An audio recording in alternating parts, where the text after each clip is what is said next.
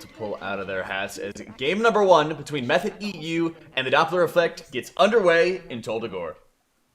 Both teams here using a shroud to get to where they want to start this first pull. Of course, the two different comps are going to look very different in terms of how they do this, although both are trying to accomplish the same basic thing, which is going to be massive amounts of damage in a massive AoE pull. For one comp, though, it's going to be the Fire Mage, and for the other comp, it's going to be those 2 Unholy Death Knights that execute this strategy. Yeah, and we're going to start seeing that burst damage coming out on the side of the Doppler effect. Surprisingly, seeing a ton of damage coming out from the rogue, which we really haven't seen from any other rogues before. I mean, they're still behind the Demon Hunter and the Mage, but that's not something we're used to seeing. But I mean, we talked about it before the match. You can't beat double Unholy Decay when it comes to doing this massive AoE pulls. They're just way too strong. And the Sanguine is 20% ahead for Method EU before Bloodlust is over. That's just ridiculous burst damage. So Rod here is actually doing something unique on his rogue. Playing Merektha's Fang, that trinket that DHs are known for playing. Rod actually playing that as well. So that, I think, explains the opening burst done there with that. That green mist, that it's a strength trinket, so it's not something that DHs and rogues are supposed to be using, but it turns out that it does enough damage that Rod has decided it's worth it. Genji on the other team decided not to bother with that, and so it has a little bit less burst damage, but trinkets that are a little bit more reliable, stat-based trinkets for the rest of the time. Yeah, with their double Unholy Decay comp as well, there's no reason for him to even want to do more AoE damage, right? He should just be probably focusing on doing as much single target damage for the bosses as he can, so it makes total sense for him to not run that at all. Right, because any damage that Genji does to a crab, that's one less, target to receive a wound, and that will get less damage on Sanguine, actually. So I'm not even sure if Genji turned on Blade Flare there. I'm sure I guess he probably did, but... I'm sure he did for the single target, but... Yeah, because it is also a single target increase to do that, but he's not going to go out of his way to deal extra AoE damage. Genji here really a support class, not a DPS class. He's going around opening doors, while Frag and Miraz are doing all the damage needed for Method EU. And this is an interesting change from the Dagor we saw run earlier today. I believe that we didn't see any of this second story trash pulled by either of the teams earlier today. I wonder if they just messed up their Shadow Meld skip there and they ended up having to pull it, but they are going to end up going into the Obelisk like we saw earlier as well. Just an interesting change from what we saw earlier today, and I think we're going to see a lot more of these changes due to the Awakened affix. I believe they managed to get all 4 of the buffs there, so while the rest of the team was fighting the trash, Genji was on a stealth mission to go and open all the cages and get all those buffs. Now they have those abilities empowering them. That's going to make the later pulls in this dungeon a little bit faster and a little bit safer for Method EU. Both very important qualities.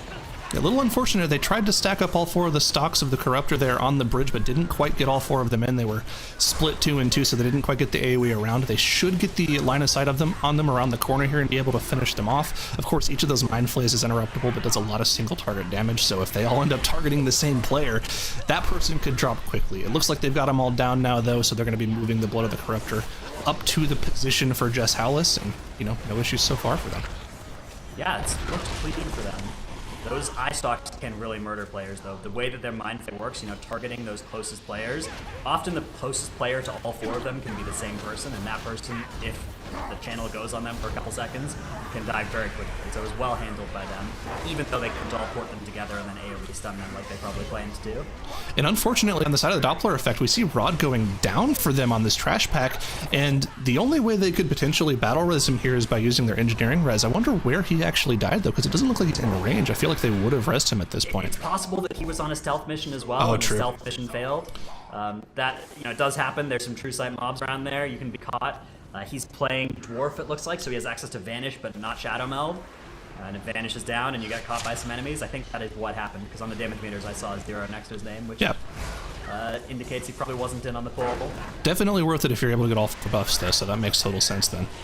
Meanwhile, Method EU fighting Jess Howlis. They pulled Jess Howlis through the wall, and then when Jess Howlis went to this intermission, they pulled a bunch of trash onto Jess Howlis now for the second phase, and they're going to do this double unholy thing, and both these DKs are just going to do massive damage. Look at those mobs just disappear. Oh man, even Bobby's going to. Bobby doesn't even need to be killed. That's just mean damage that they're doing to Bobby there. That's just a ridiculous amount of burst. I mean, the boss is 20% lower for Method EU than we saw was for, I believe, Perplexed earlier today. Too used to calling them that name. They're just blasting this boss right now. It's ridiculous how quickly it's going down. Yeah, I wonder if they're actually going to kill Bobby. There is some upside to killing Bobby. You'll drop boss combat immediately. No, it looks like they're still not going to bother. They're going to be doing some kind of Shadow Meld thing now, perhaps. Which is interesting. They still had a C speaker alive. I wonder if they just don't need that for count, so they're leaving it behind intentionally here. Now gets affected by the handcuff. Now the corruption's low on him as well. That is brutal. They're going to use the Ring of Peace, though, to get through, and they're all going to Shadow Meld off combat into this next obelisk here. This is the one with Samrek, Beckoner of Chaos, behind it. This is the Fear guy. As we mentioned before, the Fear guy in Dagor, very lethal on that last boss, because the force movement will build up your Heartstopper Venom stacks, and that is something that you don't want to have happen on that fight, so it makes sense to take care of this enemy now, rather than fighting it with the last boss. Also important to mention those small adds that he spawns do a Rin Flesh debuff, which does a lot of damage if you let it stack up too quickly. Fortunately, they were able to AoE them down and cleave them before stacked too high on now there. So no major issues there, just got to make sure they deal with these fear debuffs while they take him down. Yeah, it looks like they've used DPS cooldowns on this pull, which makes a lot of sense. They're not going to need DPS cooldowns for the cannon. Right? The cannon is about precision, it's about execution, and all the damage comes from the cannon. It doesn't come from the Death Knight. So it makes sense for the Death Knights to pop some cooldowns on the pull beforehand, even if it's only 5 targets. Yep, and I mean, we're going to have to see how clean they do this. We saw Perplex do this almost textbook clean earlier today, and I wouldn't expect anything less from Method EU. This is a great POV as now as he runs throughout the dungeon. On the other side of that floor, we also saw Gingy going around and pulling mobs for the tank as well. And they're going to stand inside this doorway until they get everything as stacked as possible and slowly start to move it outside with extra stuns as well as a Ring of Peace to back them off. Now, of course, that Ring of Peace, they opted to use it early here to get the stack on those inside mobs, and there's going to be a couple left behind here, so they'll have to actually sit here and tank it for a while. Yeah, it's important to be patient when shooting these cannons. It seems like things are going bad, there's a lot of enemies there, a lot of ground effects going, but with AoE stuns, with crowd control, you can make sure that you do it like this, and this is textbook here. Almost every enemy here going to die to that last cannon shot once they group back up. That is fantastic work. Yeah, there are a couple of them left alive, but many of them low enough health. They should all be going down here. This is a huge amount of enemy forces count that they're getting in such a perfectly executed play there. They made it look easy, but it is not easy what they did there. Yeah, I mean, you know, I can't complain about that at all. They left a bunch of mobs alive, but they were mostly all at 10 to 15% or so. So no major issues there. Now, opting not to pull this trash on the bridge as well, I believe we saw Perplex pull it earlier today, but they're only going to pull the 3-pack, not the 2-pack, and of course, once again, stack it up on top of this cannon and do roughly the exact same thing. Make sure they line of sight everything, make sure they get it all stacked up, probably using the Ring of Peace as well as the stuns from both the Warrior and the Monk to make sure everything is nice and stacked together for the cannon shots. Yeah, I think they elected to not pull those first two because it kind of slows down this pull. They'll be back there casting, and you have to interrupt them along the way, so they decided to just crowd control those, sneak on through, and then they were able to execute a slightly smaller pull, but quite a bit faster.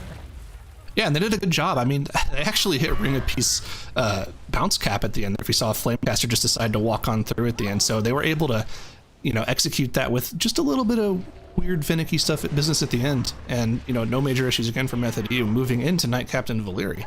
These guys are looking strong in this dungeon once again. No real surprise there though. Yeah, it's still under 10 minutes elapsed in this dungeon, and they are pulling the penultimate boss. That is an impressive performance coming up from Method EU. Oh yeah, I mean, you know, what more can you expect from them? You know, watching Method EU crush this dungeon has kind of taken my focus from the mage. I like watching the mage play in dungeons because, you know, it's not really a class that you tend to see too much, and unfortunately, they've just been so far behind, and on top of that, they've had a couple of wipes, which just is probably going to end up setting them too far behind to have a chance in this dungeon, unfortunately. Yeah, it would require something to go very wrong for Method EU. Probably multiple somethings to go very wrong for Method EU, which is not impossible, but Method EU is one of the teams that has the fewest things go wrong on average, so it's unlikely. You know, it's so surprising because Method EU typically, in addition to just having the fastest times in a lot of dungeons, they're also the most consistent team. I think the only time in recent memory that I can think of Method EU having some consistency issues was at that Springland final in Australia last year. I mean, it was so uncanny to see them go down 3-0 to Method NA like they did, and I'm sure that was something that happened to them, and they're like, all right, that is never happening to us again. Yeah, those are kind of the only 3 maps that look bad for Method EU in the whole season.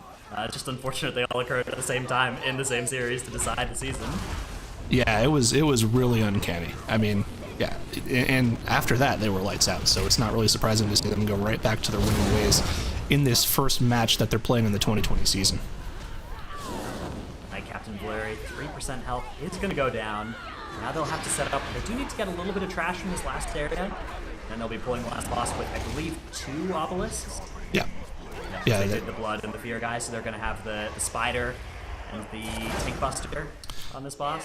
And of course, they are going to have to deal with the tank buster first, more than likely, because they don't have either the hunter or the demon hunter to deal with the trash with the tank buster mechanic. So it might be a little bit scary at the beginning, but once they get that down, they should be totally fine. Yeah, now very good at surviving against those things. Excellent job of staggering cooldowns like shield block and shield wall, and having all those things up when getting hit by the Spirit Breaker, able to live through it. It's something that's actually pretty scary for most prop warriors, but somehow every time I've seen Now fighting it, it doesn't look so bad, so it's a remarkably skilled player.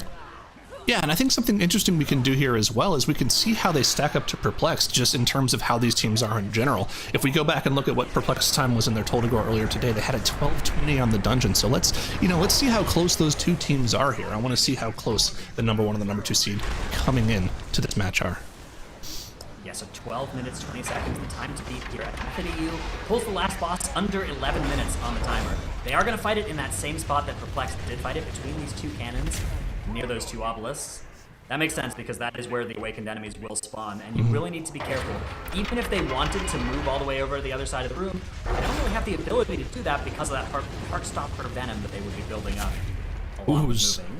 Xaylia dropping incredibly low, also getting a double shot here. Xaylia dropping, they do have the battle res available, instantly coming out, but Genji is also dropping low because of that fire debuff. It looks like they might be able, cast gets off from Voidweaver Mouth here, but it looks like Xaylia is just barely to keep people alive, but they're still dropping low. There's another fire debuff coming out from the boss, and they're just fighting to stay alive right now. And that lingering doubt curse is actually so brutal on Xaylia as well, because not only did it do a huge chunk of damage to him, it reduced his casting speed, and it made it so that he wasn't able to catch back up.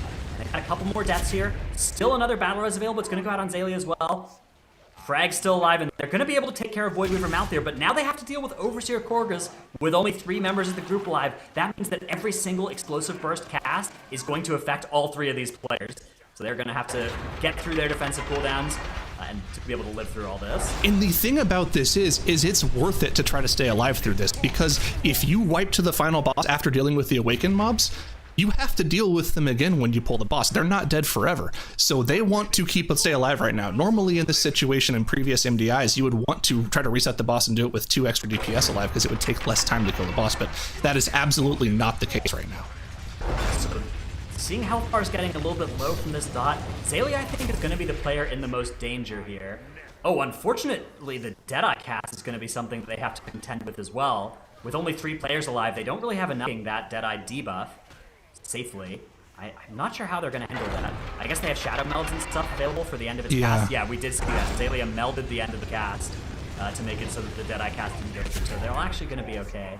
Fragnant's able to make use of Death Strike here as well, if the group gets a little bit low on health. A little bit less damage than casting it on Death Coils, but still going to be able to keep him alive. I believe that he's probably making that decision, and luckily, I think Method EU is still going to be in position to win this match, as the Doppler effect are still working on Jess Howless, so even if the worst comes here and they wipe to this boss, I think they're going to be okay. But if we look at that timer, as mentioned, the problems on this boss have caused them to be well behind Perplexed's total time of 12 minutes and 20 seconds, which is scary for the team, given that they are going to fight each other at some point later. Yeah, I mean, once those deaths came out, you knew that there wasn't really going to be a chance of them coming anywhere close to that timer, especially once, they ran out of battle res. But I mean, the fact that they're able to still stay alive, keep this pull together, and not wipe to the boss in this situation just goes to show you what kind of players they are. Now, of course, the Unholy DK staying alive is probably one of the... Yeah. Almost the entire... Absolutely. I think you might just be alright there, Joe. Fine. I'm chilling. Glad to hear it. 5% left up on the boss as Method EU is just getting the last bit of percentage down, and after a very shaky end to the run, they will be pulling through and taking that game number 1 from Doppler effect there. Very well played on the side of Method EU, but that was almost way too close at the end, Tettles. Yeah, that ending just shows how hard Overseer Korgas can be with those awakened mobs. You saw Genji and Fragments both at multiple times getting stunned by that Heartstopper Venom, and whenever that occurs, honestly is just so scary because you're just praying that you don't get shot by the cannon, because like Dratnos was talking about during the cast, you have to actually dodge every single cannon blast. So they're stacking up that Heartstopper Venom on them, just constantly moving out from other things. It becomes really scary there, and that's why ultimately those two players did end up going down. Well, especially when you have to look at any of the casts going out as well, because the curse effect from the caster is always going to be going on to the Mistweaver Monk, because there's no other casters in the group going to be able to take advantage of it. I mean, it's so weird to me that the casts were even going off. So Voidweaver Malthier is most of the time on a 4 melee kick rotation. The Death Knights both have a ranged kick. If the cast ever goes on now has priority for spell reflecting it. Jinji can also cloak it or vanish it. They can also shadow meld that cast off if they believe it's going to go off. So it's kind of weird to me that some of the casts were going through, but whenever you are in such a high pressure situation, or say you get stunned, it does kind of make sense, but it is very scary there. Well, that's the thing, is that we did see Xaylia get stunned because he was moving around a little bit too much, but you also have to think is that Mind Freeze is a mobile kick, and, you know, Outlaw Rogue does have very far range, but if they're getting knocked back at the same time they need to get the kick off, they might end up getting stunned in the process, which could kill them later on. It's not too terribly uncommon for those casts to go off, even with a 4-man kick rotation, especially if people aren't kicking as late as they should be. The problem is they just need to be able to call it for Xaylia to know, so that way he can defuse, he can Fort Brew, and can do what he need on that one. So that's one of the big problems with Mistweaver, is that you're expecting to have all those casts going to you, but you have to make sure that you have your own defensive up, because you're not having, you know, tons of passive defensives to be able to take care of it. You need to make sure you actively know when it's going to go off. So that combination, and you don't know who is going to be getting every single shot from Korgus, because everybody's classified as a melee.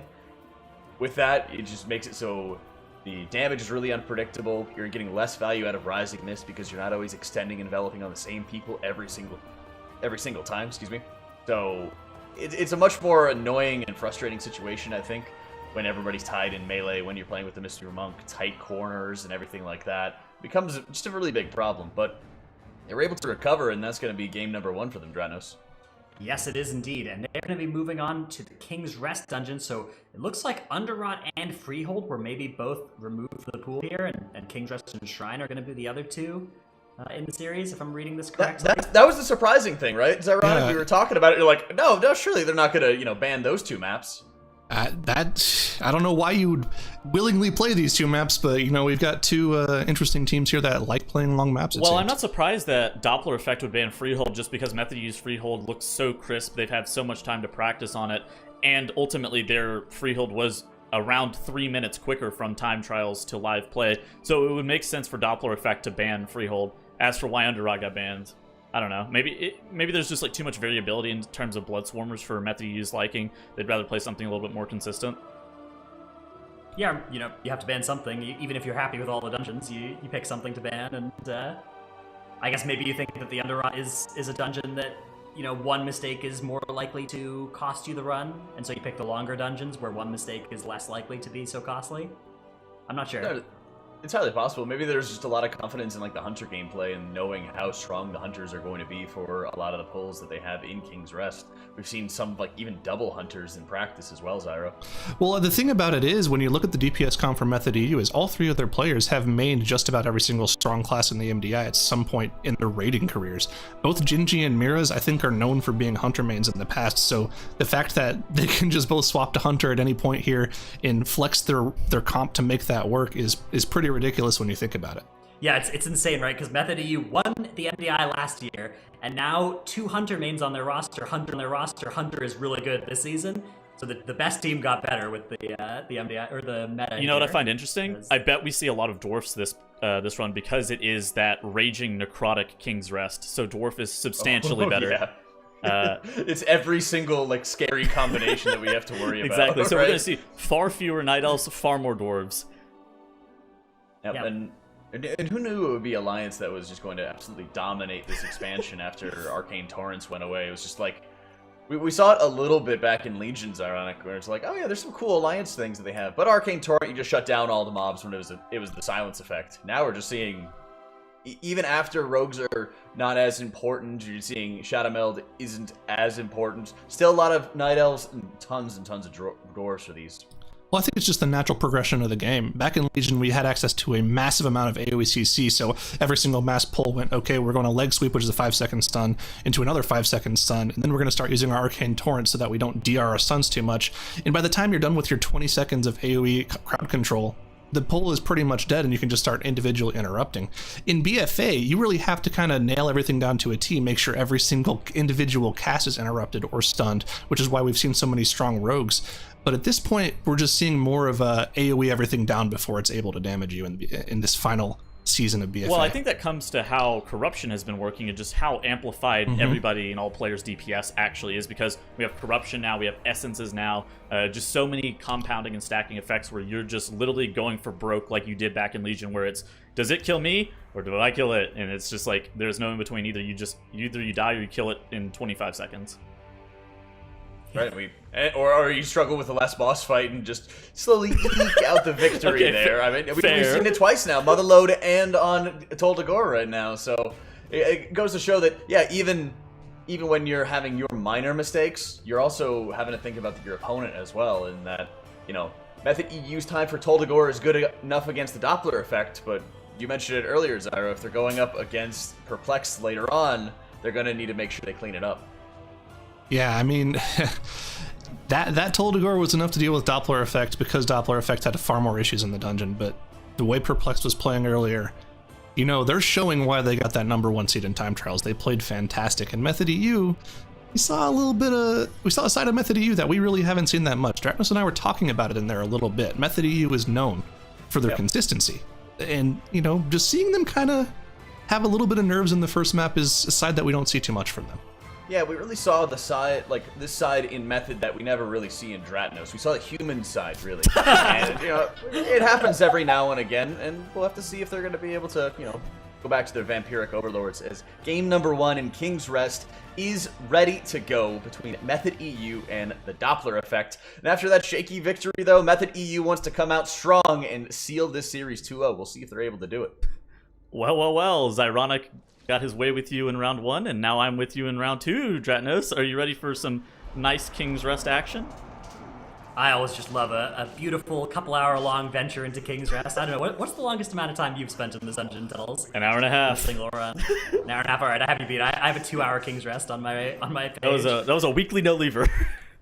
Yeah, that is, I think, going to be a little bit longer than what we expect out of these teams. Both of them executing the same strategy there of Shroud Skip at the start, moving into this first room.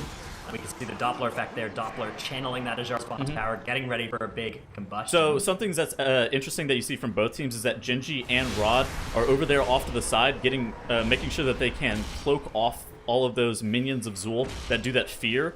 Most of the time you'll have somebody like Arcane Torrent them, but since they're Alliance, they have to use their Cloak of Shadows to be able to deal with that. Now both teams doing a very similar pull here, pulling the whole entire room of this Golden Serpent room. Their tanks are probably going to look to start kiting whenever their necrotic stacks get high, like we just saw on screen.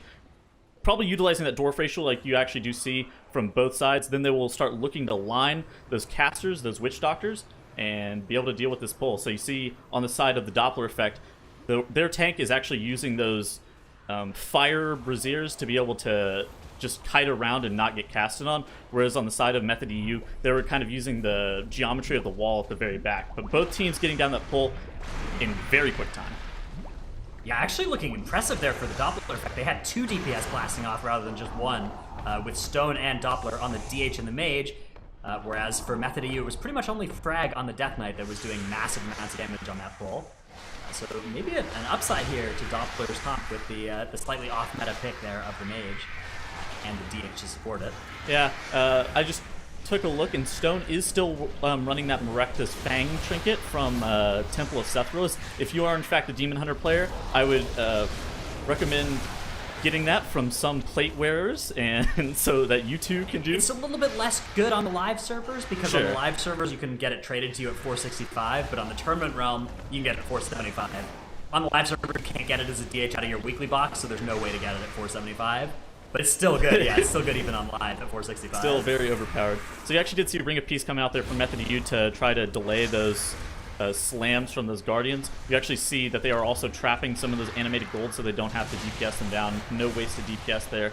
Method EU just kind of pulling ahead of the Doppler effect just by raw damage, which do you think that's the difference in like the hunter versus the demon hunter, and then like, of course the mage also used 100% of his DPS on that first pull. Do you think they just maybe overcommitted offensive CDs to that first pull relative to where Method used consistent damages?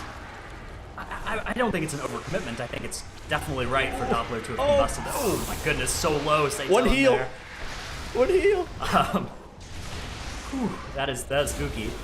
Yeah, I wouldn't describe it as an overcommitment, sure. But I think that's just how mage's damage will look, right? They're going to combust, and then until they have their next combustion, they're going to look low on damage. But now, Doppler's gotten a combustion on this boss, and all of a sudden, blasts back up to the top of the damage meters. But yeah, we have Miras there with that consistent, always high single target damage, not reliant on any cooldowns. He's not going to be affected by doing a big pull and then a boss. He could do high damage to both of those things. And that is, I think, a strength of Method EU's comp for sure. Yeah, we see the Doppler effect and Saytone understanding the power of Holy Pally outside of wings currently, as he is dropping incredibly low. All right, so now he finally gets healed back up, whereas on the side of Method EU, they will be down in Golden Serpent here. Zero goes down, though, for the Doppler effect. They're going to consider using a B-Res, and they are going to use their B-Res on that. That makes sense. Yeah, no, they absolutely should. Yeah, if anybody in chat has ever had this experience of, you know, having two people leave your group in the middle of a dungeon, playing like that is pretty similar to the experience of playing when your Holy Paladin doesn't have wings and your Fire Mage doesn't have combustion. Yes, incredibly weak classes whenever they do not, in fact, have cooldowns up. Whereas on the side of Method EU, the reason that we've seen Beast Mastery Hunter be so relevant is because they just have damage all the time. It's incredibly powerful. It's just super, super consistent. Now you actually see on the side of Method EU, they're utilizing Binding Shot whenever all of those mobs do in fact start enraging. Now kites them out of the Binding Shot to make sure that they are all rooted there. It is an 8-second root that does not get broken by damage, so incredibly powerful. Jinji ends up proccing his cheat death because he accidentally stood in one of those swirlies, but no harm, no foul. You got to put it on CD at some point. Yeah, that's the thing, is if you talented to cheat death and you never proc it, what was the point, right? So this is the rogue mentality here. You gotta find good things to use your cheat death on and just annoy the rest of your group that you're allowed to stand in those. But now Method EU does have those animated guardians on them. The most important part is making sure that they do not get hit by the frontal suppression slams, as that will just stun you and drop you down incredibly low. You actually do see now right there, he ended up using his Dwarf Racial to be able to cleanse off all of his necrotic, hoping to not have to kite. He's making sure that his necrotic management is really good. His pack should be dying in approximately like 10 to 15 more seconds, so as long as he can stay probably like sub 30, he should be in good shape. So they're going to be downing that pack, and he is still 100% HP, where on the side of the Doppler effect, they are still in the council room just trying to deal with some of these council bosses and mini bosses as quickly as they possibly can. So one strategic evolution I want to point out here from Method EU is they actually pulled the minions of Zool with the Golden Serpent, so that they didn't have to deal with them coming in with those two animated guardians when they brought them into this gauntlet room. And I think that makes a lot of sense, because we've seen in other King's Rest runs, teams start to have difficulties when those 8 minions of Zool are kind of filing into this room and people get feared. Sure, and on a 19 level, you can actually just Binding Shot them, and then the Hunter can like send his pet to be able to kill off those minions of Zool inside of that 8-second bind, if you don't want to like, if your rogue can't like commit the full cloak or something like that. Because they do have like an absorb shield on them that can get broken with damage, but if they're stacked up inside of a Binding Shot, then they can be cleaved down relatively quickly, especially by a Hunter from range. Yeah, they can also be purged or exactly. spell stolen, but unfortunately, when you do the spell steal, then when the shield removes from you, you die. So it's a little bit less of a good spot for spell steal. Oh, Saytone goes down, though, for the Doppler So effect. he got frontaled by the Animated Guardians. So the Animated Guardians got changed back in Season 2 to always target the tank with their Suppression Slam, which for a lot of the times it's very good, but whenever you need to like kite away from Necrotic, it can get incredibly scary, and Saytone just gets clipped by that frontal and then ends up going down. You see Doppler here channeling his font of power. He says, hold on, I'm taking this into my own hands, and now he's hopefully going to combust in the next 15 seconds. Yeah, we saw the Ring of Peace from Xalia earlier had been used to synchronize the two Guardians to get them on the same, slam cast time. Doppler effect doesn't have access to that Ring of Peace, so they have to deal with those desynchronized Guardians sometimes. And that can be really problematic because it just covers so much more of the room with their slams. So let's talk about Machemba's room for a little bit. So something that we've actually seen that's very interesting about how teams deal with Machemba's room is that they will let the first Entomb cast go off on both of these mini constructs, and then they will pull all of this trash straight into Machemba the Embalmer.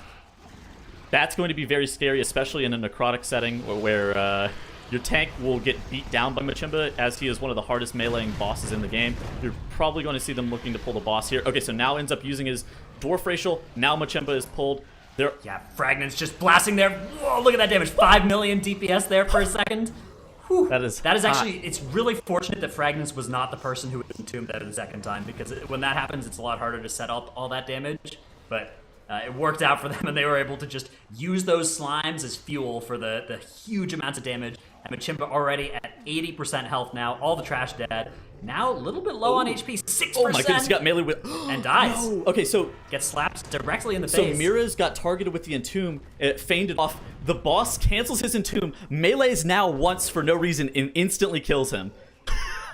It looks like that's an engineering res coming out on now from Zalia instead of a B-res from Fragments. I didn't see... Okay, so on Machimba the Embalmer, something that you guys can use on live servers is if you stand in front of the sarcophaguses, if you get your friends out of the sarcophagus quick enough, then you can actually make Machimba not cast any abilities. That's what Miraz was doing. He was trying to cancel the drained fluids to be able to give himself enough time just to be able to make his way towards those sarcophaguses so he could position himself in a way to be able to deal with it. Because it is a time save, you don't have to deal with the burn corruption, you don't have to like run around with the entombs anymore.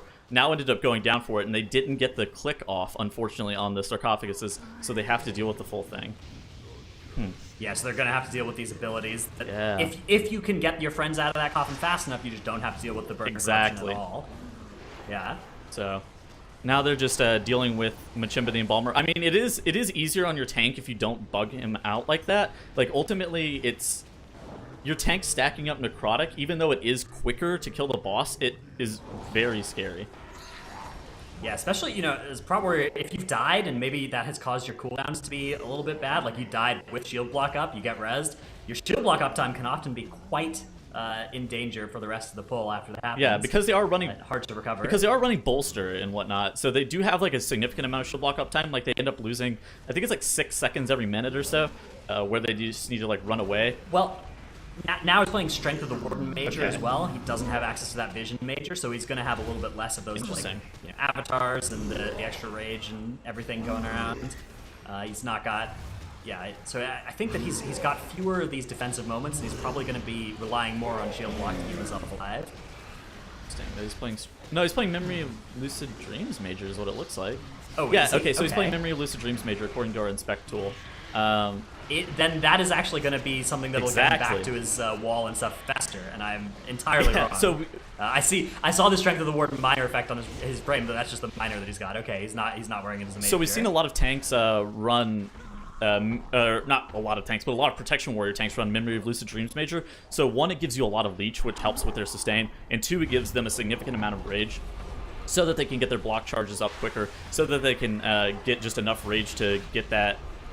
What is that? Yeah, the cooldown reduction. From anger management. Is really valuable there. Yes, exactly. That's what it is. It's anger management. I was like, what is that talent even called? So yeah, they deal with that. That pull was insane. What the?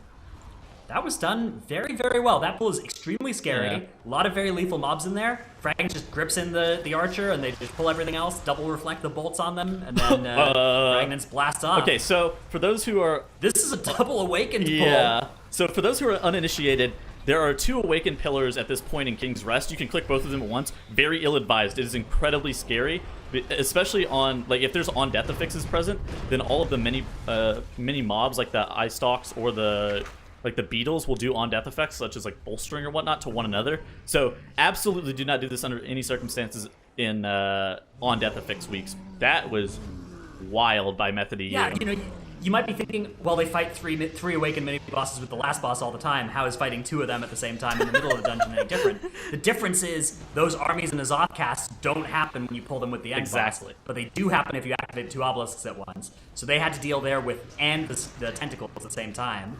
And they were able to do that, but it was not easy. That they made it look easy, but it was not. That's a very difficult pull there. And what that does mean is they're only going to have to deal with 2 awakened enemies with King Dazar, so that should be a much easier fight than the 4 obelisk version of that fight that they have done in the past. I mean, we've seen teams do 4 obelisk KR, and it is definitely doable on a 19. I don't think playing 2 mini bosses simultaneously is actually that much of a damage loss relatively. We've seen teams use like Lightfoot potions and then run all the way down the hallway inside of Shroud to be able to make it too. I guess it just kind of depends on how comfortable you feel with Dazar with all of those obelisks. They are pretty scary, though.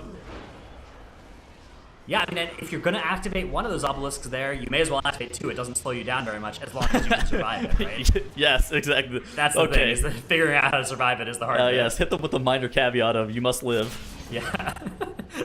Terms and conditions apply. The Doppler effect pretty significantly behind right now, 34% on Machemba, whereas Method EU are finally on the first boss on... oh no, Doppler effect also having a death on Machemba, much like Method EU. Unfortunately, they do have a Beerus as well. Stone's kiting. Okay, so Machemba's doing the Entomb cast. They have a B-Res, which is good, and they managed to get their friend out of the coffin in time, so they're going to be all right. Please don't get one shot by the boss. All right, he does not get one shot by the boss. Method EU making quick work of Cool of the Butcher here. They have quite a few tools to deal with that bleed. So they have melds if it targets somebody who's bad, or Genji can parry it, or if it goes on... I guess they actually aren't playing very many dwarves, so they don't have very many stone forms available for that bleed, so they're just going to heal through it. Yeah. And they were able to do that successfully. So it looks like they're playing 4 meld and 1 stone form, which is kind of weird. I generally think that stone form is a little bit better in this dungeon just because of the Berserker bleed, because of the Cool Little Butcher bleed. But if there's some use of the meld that they could foresee, such as things like, I don't know, dodging Quaking Leap on Dazar is like probably a good example of it. If they're able to dodge Quaking Leap on Dazar with the meld, then it's beneficial. Also, probably something like making Machemba recast is also decent for that. I wonder why they're not playing more dwarves, though, especially on the Hunter and the Rogue. Yeah, because the Hunter and the Rogue have access to Fade, Death, Exactly. and Vanish, respectively. That means that they don't really need meld unless they want to do it twice within a 2-minute window. Sure. So yeah, I'm surprised as well that they're not playing dwarves, especially because I think dwarf is a better DPS race for both of those specs than Night Elf, with the effectively strike through 1 corruption that they get for free as a racial. So you actually do see Doppler effect here doing a very similar pull to what we saw from the side of Method EU, with all of that trash together. Very bold, incredibly scary, but whenever Holy Pally does in fact have wings and Holy Avenger active, they are basically immortal, especially whenever paired together for pure throughput healing. Not quite the same pull, though, because that Beastmaster was blinded in the back there, so that they didn't have a Death Grip to bring it into the middle of the pull. They decided to blind it, and now they're going to have to slowly and inefficiently fight it by itself, and they need to kite it back because that brute is patrolling towards them, so they're actually losing a lot of time here as the Beastmaster has to move here. Really unfortunate thing there they had to deal with. Yeah. How do you feel about the Holy Paladin versus Mistweaver distinction? Yeah, this is a dungeon where both of those have been seen play from a lot of different teams. Sure. In particular, I like the Holy Paladin choice against Necrotic, because the ability to bop your tank and have the Necrotic drop off is really potent. Sure. But, Mistweaver, the Ring of Peace, we've seen a lot of utility coming out from that, a lot of healing, and the ability to just kind of bomb heals into the tank on the Shadow of Zul encounter.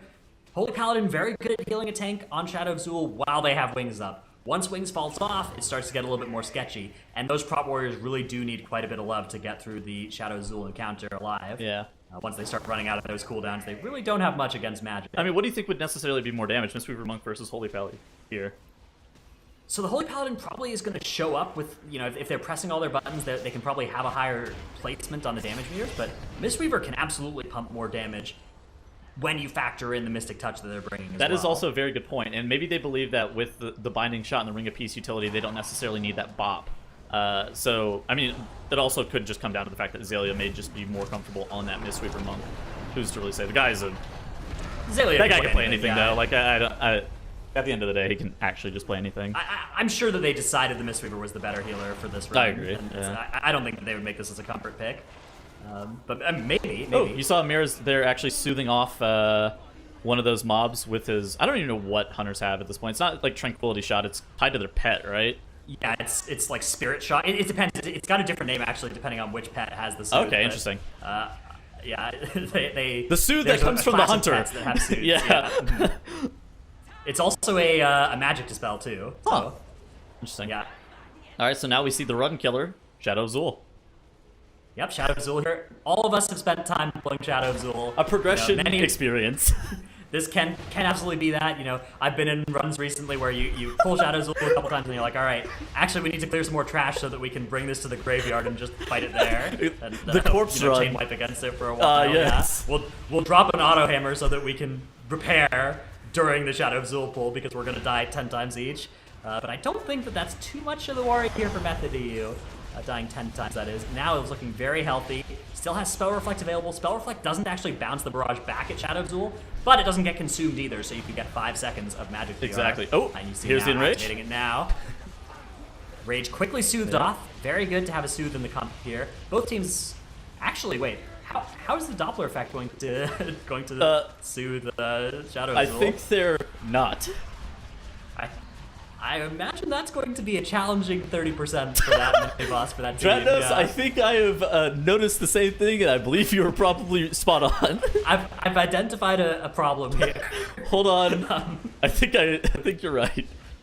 All right, King Dazar, though, getting pulled by Method EU. Only 2 obelisks active. We have Samrak, Beckoner of Chaos, and I believe Urgroth, Breaker of Heroes are going to be the awakened enemies for us to deal with at this time. All right, so here he comes. Does not have assistance. Oh, he does actually. They do have pet taunts for Urgroth if they want. So that can really make that a little bit easier to deal with. They have Revival for the Fear also on the Samrak. So they have quite a few abilities to get through here. So they need to take care of the enemies quick. Now had his Dwarf Racial come up a few seconds ago. So they Revival off the first Fear from Samrak. If now gets another one, he has access to the Berserker Rage or that Dwarf Racial to be able to get the Fear off of him for a second time. But this is still pretty scary for him. Ultimately, you're looking at his health, his necrotic management that is going to be like the key to success or failure ultimately here. Urgroth, Breaker of Heroes, casting Spirit Breaker on the tank. Now he's taking increased shadow damage, face tanking all the way through that. Okay, there's the Dwarf Racial right there. Did that remove the debuff from? Yep, it does. It removes, or I'm not sure if it removes the Spirit Breaker. It looked like it removed the removes Spirit Breaker. Interesting. I didn't know that it did that. I'm not sure. Maybe the Bloodlust debuff overrode it. The sated one that we see. Perhaps, yeah. Could well be that happened. Yeah, it's tough to know because so you have 2 options for abilities to deal with the Fear, right? You have the Stone Form, exactly, or the Warrior Berserker Rage yes. thing, Berserker Rage, yes. Both of which have more utility later in this fight, right? So you have to decide which one you want to use because the Stone Form can be used to remove Necrotic later, whereas the Berserker Rage can be used against the Zala Fear exactly. when Zala comes out. And Stone Form so cannot interesting choice. Exactly. Right, Stone Form not something you can use to remove that Fear because the Fear just happens before you when you lose control of your character. Yeah. They're getting through here, the boss. Once 60%, yes, Zala is going to be spawning, and King Dazar will be hopping aboard. So, Method E needs to slow down. I need to see what the Doppler effect's going to do versus Raging Shadow Zool. Yeah, that would be great to see, actually. I'm not sure if they'll get there in time. I think if Method EU is able to execute the rest of this cleanly, we are not going to go that I think long you're the rest right. of the run. That's why I was saying they need to slow down. Zalia's starting to run a little bit dry on mana. Mistweaver not exactly known as the most mana-efficient healer, especially in MDI settings, whenever you're running with double... I mean, ooh, Zalia unable to actually dodge that leap there, and is going to need a B-Res 2 available, though, so they are able to get him up nice and quick. Yeah, a little bit low on mana. Shouldn't be spending all that much mana. Got hit by a tornado? Fight, though. Monka? Well, those tornadoes are heat-seeking. It's impossible to dodge those things. They come after you. Making the leap once again. Comes out. That one is successfully dodged. King Dazar at 38% here, but now is even lower. Gets that blade combo directly to the face. Has shield block up, though, so is not going to die. Dwarf Racial up soon, too, in case he, for some reason, needed a necrotic reset. He's kind of... And Avatar is available, too, he's so hard this is looking good here. There's the Avatar. 25% soon on King Dazar. Then Method E will probably take this 2-0, barring some catastrophic defeat that the casters cannot even curse. I don't know. I wouldn't underestimate our power. Okay. Doppler effect, though. How do you feel about the Demon Hunter? I actually find it interesting that they are still running Demon Hunter here. So it buffs the damage of Doppler, which is good. And it also does substantial, burst damage in itself with the Miraculous Fang ability. So I think it makes sense given that you've already got a ranged DPS selected with Doppler, right? If you don't want to bring another one, if you don't want to bring a Hunter for interrupt reasons or reasons like that, then I think it makes sense to bring something like a DH, yeah. Sure. I think it's also to some extent just the comp that they play. They play Stone on DH and Doppler on Mage. Yeah, then Method EU is just being able to pull it through, and unfortunately we don't get to see what we were all looking forward to is just running into Disciple of Zul, or sorry, the Shadow of Zul without any Soothe effect. The Method EU does take game number 2, and they will be moving on into that upper bracket. So overall, Zyronic, pretty solid play. That quick death from Zayli at the end. I think he just didn't have his